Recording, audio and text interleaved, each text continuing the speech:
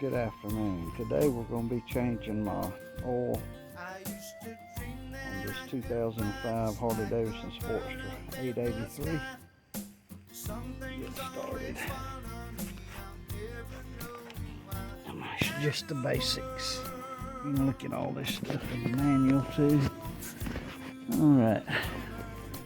If you look up under here, there should be a clip that you just drop down.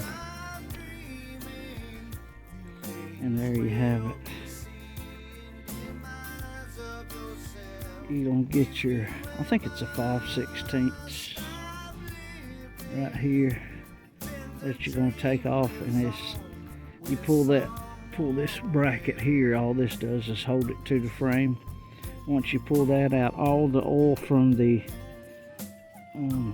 oil pan or reservoir, if you will empty out. You don't empty the oil out of the engine itself, other than the primary, but as far as the engine oil,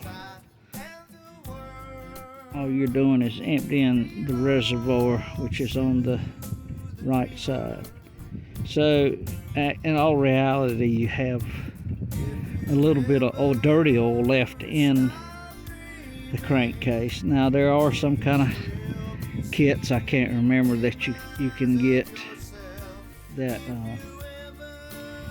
you can pinch off some of the oil lines that come from the engine into the reservoir that feed a returning supply or whatever, I think, that you can pinch off and suck the oil out of it somehow, but I don't do that.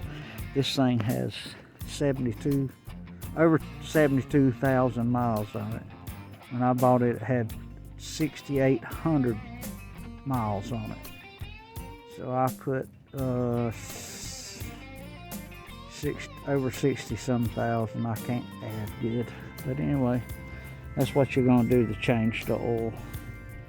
And you're just gonna pull this bracket that holds it off, and when you put it back up in there, you just clip it onto the frame and kind of push it up where it won't fall down and get caught on a speed bump or a stick or rock or something. But and you would probably want to loosen your cap. Let's see. Of course, the reservoir is over here. You want to, I'll go ahead and do that now if I can.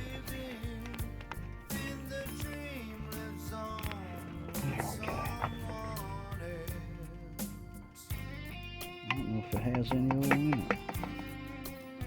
Put a lot of miles on this thing. We're going to do the engine oil first, and then we'll do the primary, probably on a different video. Most people don't even have these bikes no more. They've already sold them or put them all to pieces. And there's your oil filter on the left side. Get your oil filter wrench, and you're going to have to put some kind of metal plate down here to drain it into your pan. So I would change the reservoir oil first, and then put everything back together, and then unscrew your oil filter here. Put a little bit of oil around the new filter, and you can buy these filters at some of your big box stores. You don't have to go to the dealership to get these things. I use the regular old, as far as motor oil, I used a 2050. I can't remember the name brand, but it's like $8 a quart and something at the big box stores. And also the filter was there. And that's what we're going to do.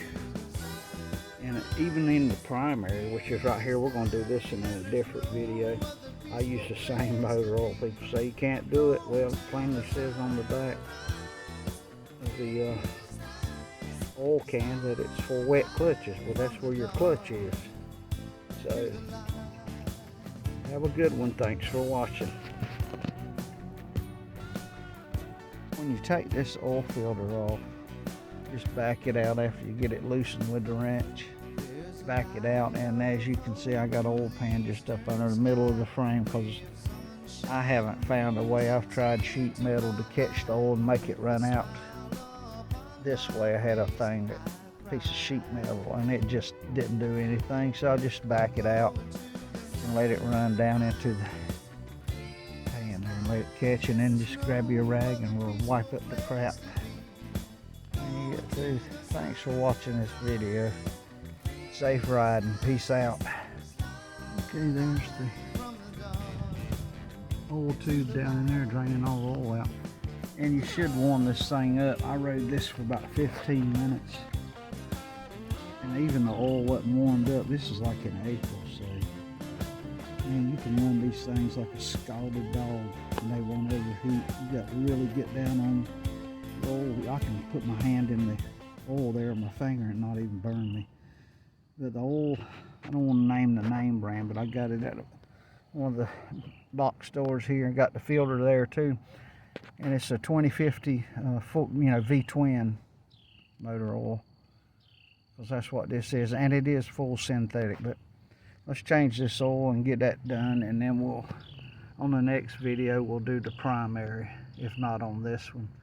And then we're going to change that filter too. And I think you might be able to get this thing. You just put a 3/8 inch ratchet in here and screw your oil filter out, and then put your new one on and fill it, back it up with oil. Alrighty, got the oil filter off right there, and here's the new one. It's just like your father told you, or your auto mechanic shop in high school. Get a little bit of oil. As long as it ain't sludgy, you can use what's in your oil, what come out of it, just to put some around the gasket. As long as it ain't dirty, dirt like sludge. And then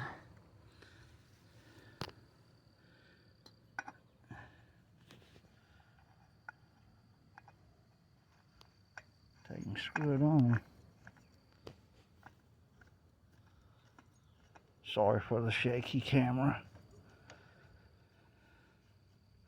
I tighten it as tight as I can with both hands.